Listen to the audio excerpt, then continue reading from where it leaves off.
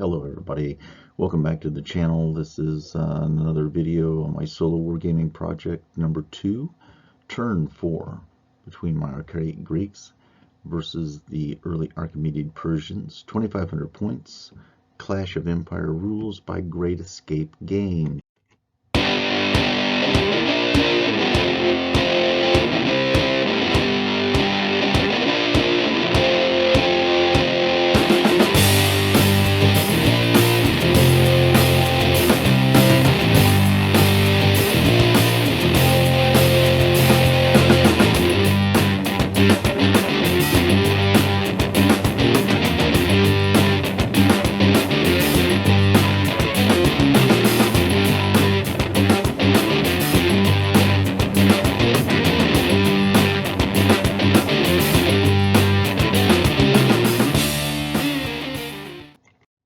First off, here we go with the command flip to see which army gets the first go here. In turn 4, it would appear that the Greeks have won. Again, I want to remind everybody I've been using a die 3 for the number of cards for the Persians to give them a little bit of an advantage in this. And over the last couple of turns, it hasn't really worked out for them. And here we are. We're going to move right into the Greek phase of turn 4. Nope, there's another kind of a panoramic view of the battlefield so far, where we got the troops all set up. Cards have all been dealt out.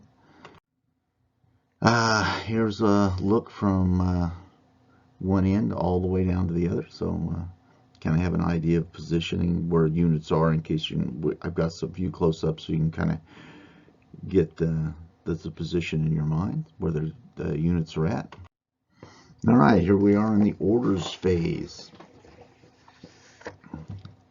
Oh yeah, well here we are. We got the cards flipped over. It looks like we got a jack here. So there, I think that's pretty high up on the list there. So the those levy hoplites, they're going to be moving over towards the ford to help try to stop and slow down that Persian cavalry unit. The other hoplite unit in this picture is going to continue their pursuit of the fleeing Iranian spearmen. And then in the middle here, the rest of the units are just going to advance and try to get as much ground covered as possible. Okay, oh yeah, over here the javelineers for the Greeks are moving over towards the light cavalry because they're going to present some problems if I can't get them slowed down somehow. Greek orders. Oh, what happened here? There we go. I see.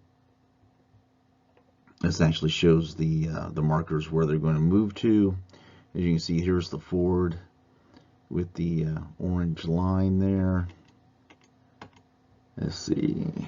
Yeah, like right here. Follow this line. This is where this levy infantry is trying to go. This unit here is going to continue their pursuit. And actually, they're given the order to charge this unit here, the fleeing Iranian spearmen. Again, yeah, here we go. All the units are shown moving forward. I ran out of little arrow markers for the slingers, but they're going to move forward and try to shoot into the fleeing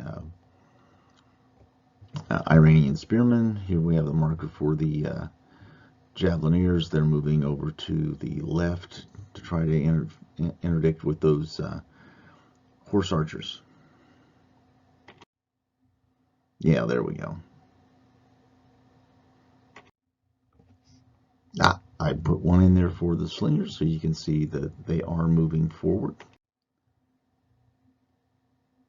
Okay, there's another picture to this. Close-up view. They're very close. Movement phase for the Greeks. They charged. The unit continued to flee. They weren't able to catch them. So hopefully they can get to them next turn. Greek javelineers move one MR towards the to come in range. One movement rate which is about 12 centimeters, and they so they can get in range to throw their javelins at the Persian horse archers. Okay, the Greek levy hoplites, they do move over to defend the ford, which lies between this stone here and this tree. And you can see the distance now between the Greek hoplite unit and the fleeing Iranian spearmen.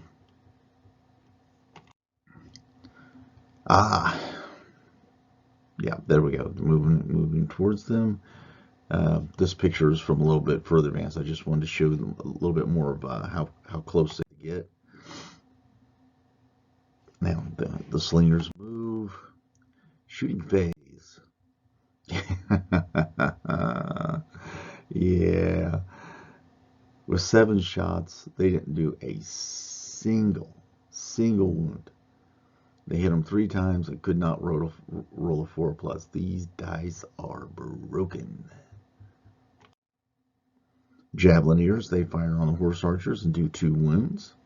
The horse archers pass their subsequent morale test. Oh no, they didn't have to take one because it was 2 out of 10. So yeah, they didn't have to take a test there. This looks at the final position of the Greek units at the end of the Greek phase of turn 4. Yeah, and this is the final position of the Greek left, trying to face off against these horse archers. And here you see the battle line here. This unit here is still lagging behind. So this is where that early on in the game, when you have one of those miscommunications, we'll put it down to that, or some sort of unit blunder where they didn't keep up the pace, they were hesitant, whatever. That's where you get one of the higher cards are behind one of the lower suited cards, and they can't move. So that battle line there does have a little bit of a bend to it. I don't know how that's going to play out. We'll have to see. Persian orders phase of turn 4. All remaining Persian infantry and the king's cavalry unit hold position in the center. And at the end of the orders phase, you try to rally your fleeing troops, and the Iranian spearmen fail to rally and continue to flee, even though the Persian king was within range. He added +2 to their roll, but still, they needed an 8. I rolled a 9, so now they're continuing to flee.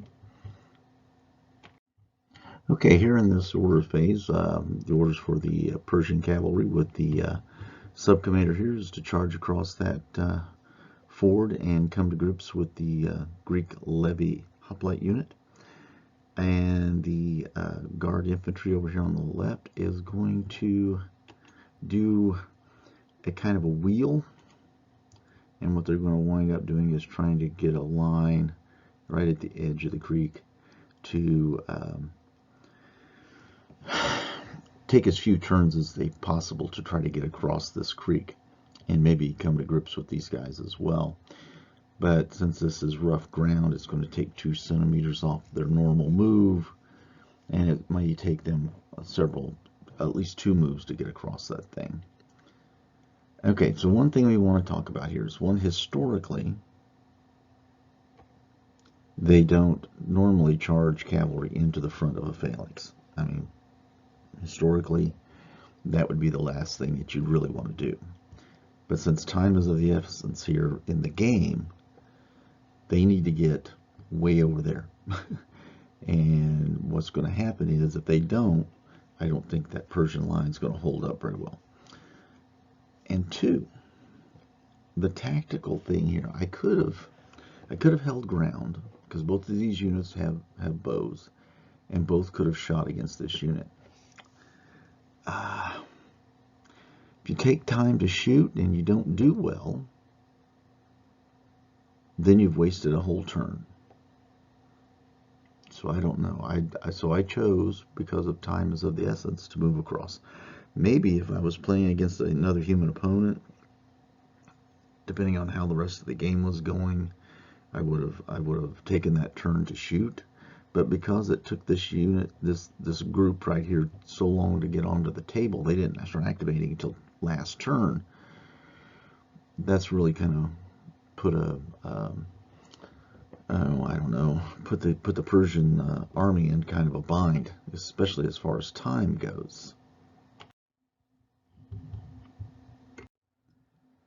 Yeah, here we go. This shows the direction they're going to charge, and this Persian guard, they're going to let's look at this corner right here. That corner is going to be your pivot corner, and then there these guys are going to wheel this direction to come bring a line here. So that gives them a little bit better shot of fewer turns trying to get across this creek, river. Here's the charge move. Here we're going to enter the Persian shooting phase. Okay, in the basically the Persian center, you can see from the arrows where they're going to shoot to, and the Iranian archers do 0 damage again. They can't even get one wound through. They fired on them, I guess, twice now. Just not happening. Okay, and the Persian center fires on the advancing Greeks, obviously. Okay, obviously this unit right here, this is the one where the Iranian archers were firing. They've done no damage. The sub-commander unit with the Sparabara did a damage to the general's unit, just 1 wound. And let's see, yeah, and the Persian cavalry and the other Sparabara unit combined just to do 1 unit against this Greek hoplite unit. You gotta remember they have a 3-up save, so it's tough to get without any modifiers. It's tough to get those in. This is why it's important for the Greeks to get, for the Persians to get around to the flanks and to the rear of these phalanxes and bring them to a halt. And that's why the cavalry is so important in a Persian force for this time period. Okay, the Persian horse archers fire against the javelineers, causing 2 wounds, and they pass their morale check for taking 25% damage. Persian combat phase. We only got the 1 combat really, so the charge in. The Persian cavalry do no damage to the Greek hoplites, and in return they take 1 damage.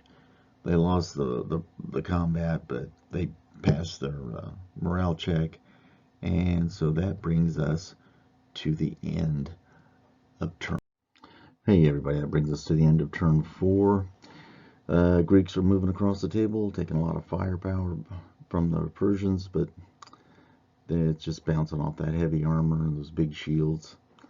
Turn 5 is going to be very interesting. Those Greek phalanxes are getting awful close to the Persian line, and I just don't see those Sparabara and archers holding up to it. Even the medium cavalry, I just don't think, especially against the 3+ armor save of those hoplite guys. I just don't see it happening. But we'll see what goes on. Turn 5 ought to be coming up probably this weekend. I'll be working on it.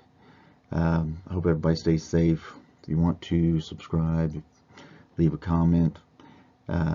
Just a way of staying connected to the community and seeing what everybody else is doing during this time of lockdown. So again, I want everybody to stay safe, and I will see you next time.